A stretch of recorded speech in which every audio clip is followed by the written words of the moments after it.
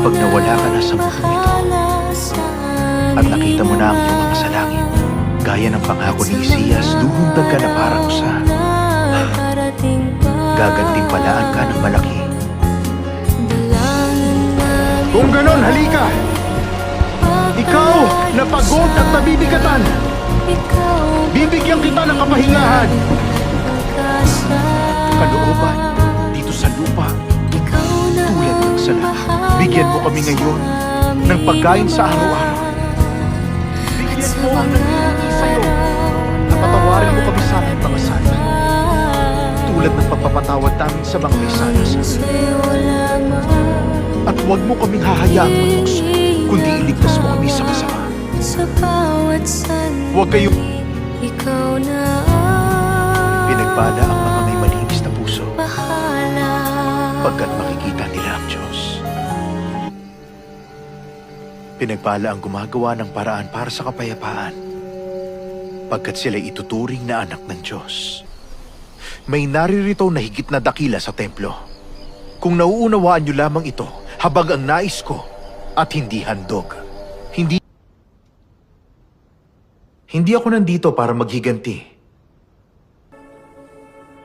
At alam ko, anak, alam kong nahirapan ka at matagal mo tong pinaglaban. Hanig ng mabuti, kayong lahat. Huwag katakutan ang pumapatay ng katawan, pero hindi ng kaluluwa. Higit pa ron ang masasaksihan mo. Tulad ni Jacob, makikita nito pa ako. Oh, syempre, nandito ka pa. Ibig mong sabihin, mawawala ka? Pareho niyong laging hinihiling ang kamatayan niyo. Hindi ko masasabi na isa yung hiling. Tulad ko.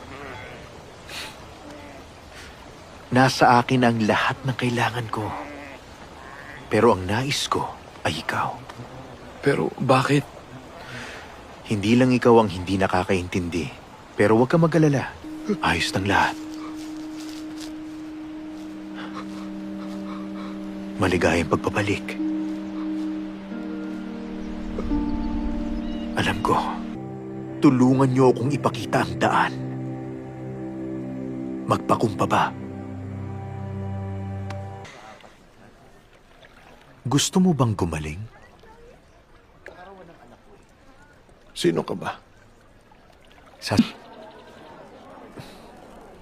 Naiintindihan ko. Malaki ang hinihingi ko sa mga sumusunod sa akin.